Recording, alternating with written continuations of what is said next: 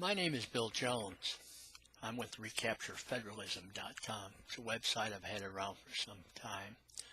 I've many times been passive and not supplying or adding posts and blogs. I'm still intend to do that and increase the number that I have there. But I've made a decision to have a daily show on my website that can be available to people. And I think it's an important concept that I'm having. The show's name will be Bill Jones from Freedom's Nest. And this, in effect, is the episode 1. It's an introduction to myself and to my intentions of the show. It's a show about communism, which communism is the biggest threat to the United States, to the citizens of the United States, to our infrastructure, to our political system, our government, which is of the people, by the people, for the people, under God, very important, because the legal system, the basis for our legal system, is the Ten Commandments in the Bible. It's based on a judicial Christian moral code. Very important.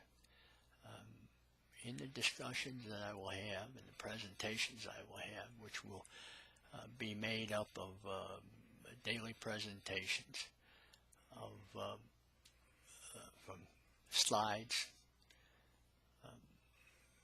images, PowerPoint, things of that sort. They're all based upon research that I've done over 50 years. I've been an anti-communist since 1960. I'm 69 years old. I was 15 years old when I first read a book. First book I ever read on my own. I wasn't told to read a book. Pulled it out of the library. It was a book that was just out. There were a lot of people who fled Hungary in 1956, late 1956, because of the Hungarian Revolution. And I read a book about the Hungarian Revolution. As a personal note, my grandparents on my mother's side came from Austria, and at the time that they left Austria and the Austro-Hungarian Empire, there was labor problems, there were socialist problems, labor and political unrest in Budapest, for instance, and in Austria. And like a lot of people in Europe, they fled and they came to the United States with the opportunity and the freedom that's here. Socialism, communism, progressivism, all those isms, those bad isms, they're all part of Marxism. And I'll go over that, explain that in detail. I have researched quite a bit, and the culmination of my research, you've heard of white papers. I have a white book, and there's a bulk of what I talk about in here. I can have presentations every day for the rest of my life regarding this stuff. There's a 3-point observation that I have made, and I'll get into it in a little bit, between the Holy Bible, our government, the free citizens class, which I've so named, and the third point is communism, the communist confession of faith. Communism is a religion, by the way, and we'll get into that through the definitions of that and later on. But in the introduction today, this is episode 1. We're going to do that. We'll go into detail later on what we do, and I'll go now into a slide presentation further describing what my presentations will be like. As I continue on now, and a little explanation of what my plans are, from Freedom's Nest. I'm going to start at the end. The observations I have after all these years, I came up with a graphic to show it. It's a right angle, triangle, 3 points. And I guess it's best to explain off this where I'm going and what's going to be involved in my show and and my presentations and how I describe things, explain things, show things. You'll see up in the upper right corner is the title of this graph. A silent, secret American insurrection and revolutionary movement. And you're saying, wow, insurrection. That's, by the way, in the Constitution. It's unconstitutional to have a revolt or an insurrection. But we have had one. We've had one for about 100 and some years now. And it is silent and secret because nobody talks about it. No one will even say this. I don't know of anybody else in this country that's saying this. And revolutionary movement, of course, they talk about a revolutionary movement. That's just cover up, deception, deflection away from communism. Communists don't like to use the word communism, communist. Just like those screenwriters back in the 50s. Oh no, they didn't belong to any parties. Nope, couldn't say that. Because if they had said that they didn't, they would have been contempt of Congress. They would have went to jail. So they pleaded the Fifth Amendment. That's what we're involved with. An insurrection and revolutionary movement. It's the biggest threat to our country and the citizens. And the citizens' basic human rights, which are being trampled on. The top point on the left-hand side of the graph is the source of good government. The source, the Ten Commandments, our legal system, our Judeo-Christian moral code. It all comes out of the Bible. To me, and I found this over the years, I finally came around to that. Was the last point I came to. Of course, the first 2 points were the federal system of America and communism. And through my studies, I realized the basis for both of these things, communism and the federal system of America, is good. That's good and evil. And good government's described in the Bible, along with a lot of other things. The Bible, of course, is the Word and the truth. The Prince of Peace, light. Light is good. And the opposite, of course, is communism. Evil, bad, the 7 deadly sins. That's what communism is.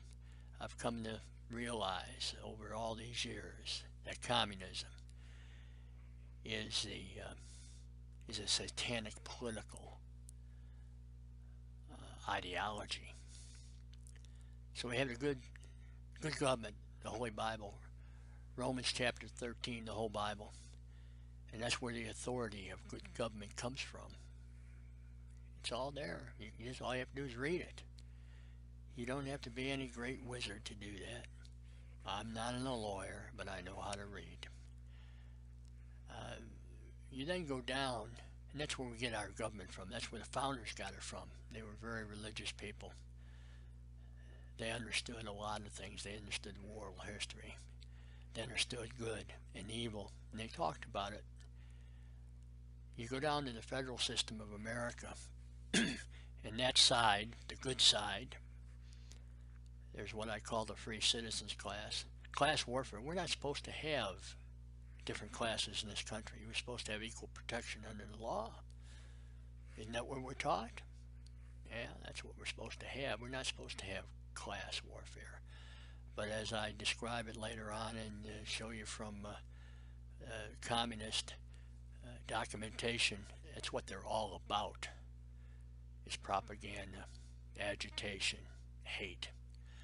But you go on back to the federal system of America side, and the research I've done, and I'll be making reference to it as my sources, of course, is the Holy Bible, the Federalist Papers, the U.S. Constitution and laws, the oaths. By the oaths, to take a false oath is to violate the Ten Commandments. That's number 3, I believe, of the Ten Commandments. I'm going to go and talk about the Illinois Constitution. There are 50 state constitutions. I'm going to talk about the federal system of America, and that's part of that. And we'll go into detail on that. In the Illinois Constitution and Bill of Rights, because what's in there, it's from 1970, that was the 4th Constitution for the state of Illinois. And they're very specific about their Bill of Rights and how it is enumerated. And I'll go into that. Those are rights that are all over the country. They're the basic human rights in America. We'll talk about the ensourced Washington's farewell address. George Washington was several things. Of course, he was the general of the Continental Army. Was involved with the was not the primary one of the Declaration of Independence. His good friend from Virginia wrote most of that Declaration of Independence. We'll reference that too, but I don't have that listed. We're going to reference other things. But George Washington in the Continental Congress was the president of that convention. He led that. He went back after that. Didn't want any part of doing anything. He thought his life was ended as far as that, and just go back to his plantation.